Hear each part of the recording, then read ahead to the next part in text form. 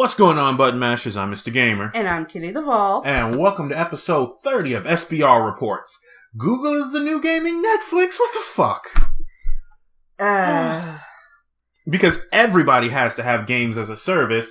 But speaking of games, I'm going to open things up with the indie title of the week. And this actually goes to Treadnauts. It is a early access game you can get on Steam where you essentially think of Super Smash Brothers, except instead of fighting each other with, specific power moves, you are fighting each other with tanks that are significantly more mobile than you would think a normal tank would be.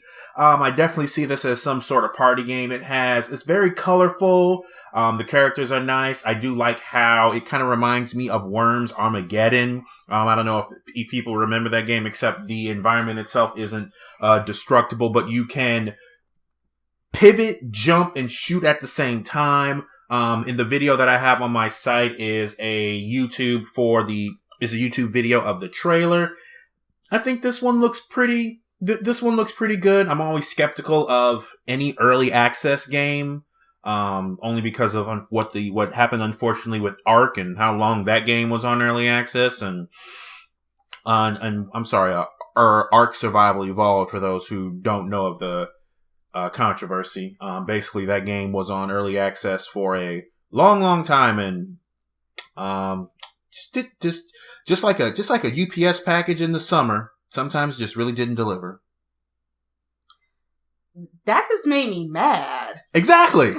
So you can imagine all those gamers, they weren't too happy about it either. Like that just legit made me upset as I remember the packages that almost got stolen. But it looks cute. Yeah, it does look nice. So you can go to their official site, thedroprate.com. You can look at it on Steam. Like I said, available in early access. I'll make sure that the link to that is on my site. And we also have more, since I guess 2018 is going to be the year of the gaming service. I guess now Square Enix is now going in the mix, but it seems to be a little differently, Mr. Duvall. Oh, so Square Enix CEO commits to single player, says games as a service doesn't mean loot boxes. Now, obviously, buzzwords in there. Yeah. Wonderful title, PC Gamer. Loot boxes. Hey, gotta get those clicks. But so the way that the developer model is, the way that the CEO is saying that the developer model is that over time when you buy a video game, instead of paying a one-time DLC fee, you will be getting more content as the game is released. Now, honestly, you know what that kind of reminds me of? Season Pass. Yeah. What's the difference between that and a season pass? So you're just reminding single players they still also have to sell out a lot of money because we like single player games more than online games. And we're not gonna get into the whole thing where single player games are dead or dying or anything, because we obviously know that that's not the case. But what I don't like, reading a quote from the article, recently people have been discussing loot boxes and people not using that properly. I think that it's all linked to this bad perception people have to the words games as a service. But really, the way we're looking at it, what it boils down to is that the idea of keeping people engaged with our games and enjoying them for longer periods of time. Or you could just release a really awesome game that's going to take me 70 to 80 hours. And then I'll just buy the next game in the series. There's a formula! Now, what I do like... It's like the Final Fantasy 15 thing. Oh, I just got upset again. You need to stop doing that to yourself. I haven't even bothered playing the Final Fantasy game because of the DLC and everything. Now, what I will say is this, though. One, no one likes to hear the word loot boxes right now, obviously. And I think games as a service is not as bad as loot boxes. Because loot boxes as we've already discussed, basically soft gambling. Games as a service, I definitely feel as if it's money grubbing, but with the way that this CEO is explaining it, it's really no more than a season pass. But instead of a more expensive season pass with one video game, for example, Borderlands the pre-sequel, that piece of hot garbage, you would be paying a longer season pass. I'm gonna hold on to my Zenny until I actually see what they're talking about. Because pretty words are just that. Pretty words. Yeah. And using certain words, knowing that words have meaning. Well, I mean, it was just last week that EA was talking about how they did so bad because of their loot box controversy, and then everybody wanted to steer clear of loot boxes because they saw how terrible EA did it. Precisely. So I'm gonna hold on to all my coins, all my gil, all my bitcoins. I don't have any. But I'm gonna hold on to my imaginary money right here and wait and see what they're talking about. But speaking of soft gambling, what's Sweden up to? I think Sweden's trying to classify loot boxes as gaming in 2019. Woo! And an article released on PCinvasion.com, it was spoken about that in 2019, Sweden is trying to have loot boxes classified as gambling. The loot box debate continues here in Europe. This is the article. In a segment on Swedish radio P3 News this morning talking about FIFA Ultimate Team, Swedish Minister for Public Administration Ardalan Shekarabi alluded to the fact that loot boxes are being considered as gambling in Sweden. He stated, quote, "We are working to regain control of the gambling market as soon as possible, and to make sure that Swedish consumer protection laws apply to all actors which conduct gambling activities." Ooh. Now, I'm curious what that would mean if a particular thing is designed. If this means that you are gambling. If you have loot boxes in your game and it's gambling and it's in Sweden, does that mean that essentially, so if you purchase this and you don't get something, do you get something back? You're protected, or is it going to be? It doesn't state that it's going to be banned. I don't think it's so much going to be banned, but I don't know all of Sweden's law. I know in America, you technically can't sell gambling stuff to children. So, there's that issue. But from what it seems like, it might just be, games might be a little bit more pricier in there because, well, I don't know. I honestly think it's going to be a level of government involvement in it now. I don't know how I feel about that. Well, no, I don't want my government in my video games, just like I don't want my government in my sex life. But I will say that there are some things that need to be regulated. Some things you just say I don't want to hear. Nor does your mother want to hear. I'm just saying. But on the topic of money, it seems like the move to digital may be a move to a higher price point for video games. Reported by the Daily Star, PS4, Xbox One, and Nintendo Switch, because of the move to digital past physical, it could mean a higher cost for video games. Physical video game discs will be extinct within 12 years, according to Electronic Arts. We don't trust you, though. Please take that with the biggest grain of salt you can possibly find. As if predicted, video game sales move to 100% digital, then gamers could see a sharp increase in prices. And you know what? That makes sense. Not just as consoles require larger hard drives, memory cards to store all these games, but equally because of the steep prices associated with digital games compared to box versions in the shops. Now, what I find interesting, though, is, at least in this article, there isn't necessarily this is the price of a video game physical, this is the price of a video game digital, because essentially a digital game, it's stored on a server, you just, get a copy of it. Also, they're assuming by 2030 that everybody's going to be digital. Yeah, I'm sorry. Nah, son. I mean, this doesn't take into account collectors, which is honestly the biggest selling point for why physical copies of games still exist. People who just like having the physical copies of things. Well, not to mention that, there are some stores that literally have their whole income based off of physical copies. Like, oh, we're talking about GameStop. Yes, we're talking about GameStop. Play and trade. Oh, snap. Like, I honestly don't think that's going to go anywhere because though I do see how it will basically eliminate the used game market. Mm-hmm. Or there's going to have to be a different qualification for a used game. With Steam, you can get a refund on things if you've played it if you haven't played it past a certain amount of time. There was a huge controversy, well, not so much controversy, but a poorly written Polygon article involving a YouTuber by the name of Ouija the God. Mm-hmm. He bought Sonic Forces, played it, didn't like it, returned it, and then some really shitty author on Polygon wrote a hit piece on him. But the idea was that based off of the laws that Steam set in for the refunds, he was good.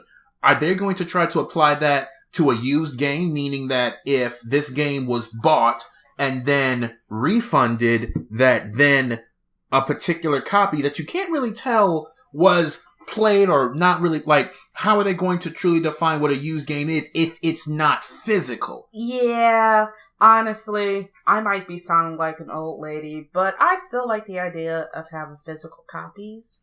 I'm going to be that almost 30-year-old person that's going to scream, "Get off my lawn," and I don't want this.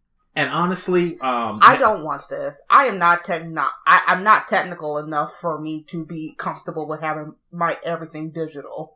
No, and I don't want everything digital. And the EA's chief financial officer, Blake Jorgensen, mentioned that many players have already been buying extra content and thus digital purchases as part of their overall gameplay. And we believe that the consumer will ultimately default towards convenience, however that might be. It might be that they still have store around the corner from him, or it might be that he doesn't and it'll be either for him to buy digitally. But there's another factor that's not taken into account. Even with these large video games, as this is something we've mentioned on the podcast before, it's easier for me to store a physical disc than it is for me to store this game on my hard drive. Yeah. Like, are these systems going to make easily detachable hard drives where I literally have to say, okay. Not to mention, a lot of people, when it comes to DLCs, they just wait for the game of the year. That does happen. They just wait for the game of the year copy. Yeah, I don't know. I can't say for certain DLC that I was as excited to get, with the exception of Borderlands 2 and yeah, that's it. Yeah. Like all the Fallouts, I waited for the Game of the Year and Ultimate Edition of those. Fallout 4, same thing. Everything with Dead Island. Like, Actually, I've never bought DLC. I can see that. I would say that the games that you would typically play, they wouldn't have. Well, actually, they do have DLC for Fantasy Life. Yeah, but I never bought it. No, and I think the point, the huge point here is, and this EA CEO can shove it far. I definitely feel like, yes, they're going to be making a push for digital because it's easier for them to control, and they can also, they will just have a better control of the market because it will be, oh, okay, so it's digital. It's a one-time fee and you get it from us versus a physical copy of a game that you buy and then you go sell it to someplace else like GameStop. And then after that, they stop seeing the money. And then it's just between that and GameStop. Like, let's just eliminate that by making everything digital. Well, if you're going to make everything digital, you need to have significantly better compressing of your video games, because if these video games are going to be 60, 70, 80 gigabytes, you have to take into account the internet speed of the person, of their household. Some people, and I know this is rare, some people don't have internet. Some people don't. It's not as rare as you think. But I am sorry to hear that.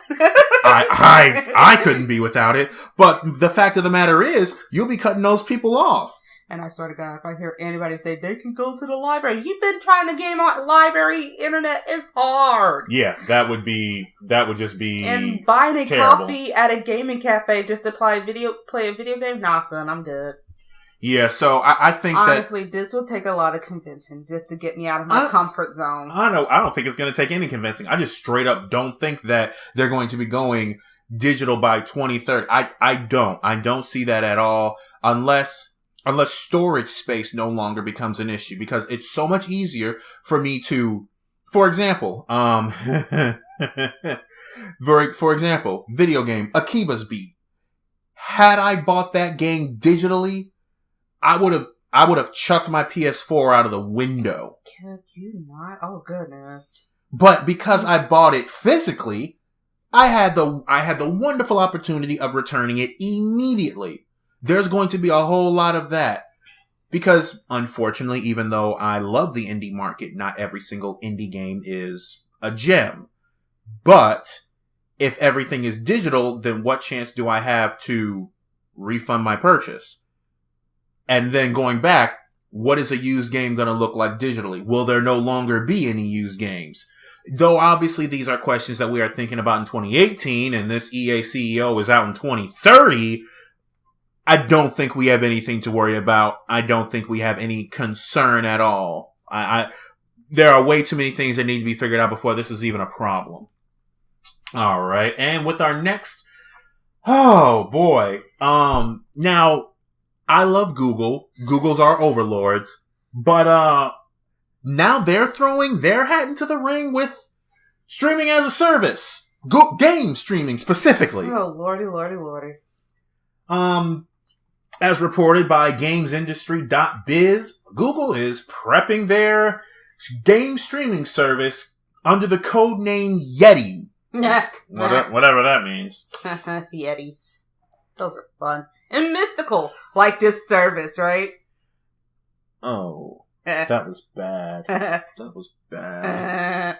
So, according to this, companies large and small have been attempting to bring on-demand streaming to gaming with limited success, and Google may be the next company to join the pursuit. According to a report from The Information, Google is working on a subscription-based game streaming service. Now, I have obviously several questions. First of all, when is Google coming out with a console? My question is, when is Google going to fix YouTube? We'll talk about that later. Okay. Well then, Google coming out with a console. What would that even look like? The Google bot? Google Box? I don't even know. I mean, apparently it's been reported for years that they've been wanting to get into the console market, but they've never really found a way to do that, which honestly makes sense because Google doesn't do video games. I mean, Google does doing too much. Google does phones and so many other things, and I need them to get their phone more popular before they start making a console. Well, if you think about it, Google itself doesn't necessarily have the same streaming popularity and success as its competitor, Apple. So it would make sense that they want to get into it, and because Apple doesn't have anything like gaming streaming, they have like all other sorts of media, but not that. If Google can get an Android-based thing, well, obviously you have people who have iPhones and then everyone else. If they could get into the everyone else market, then why not?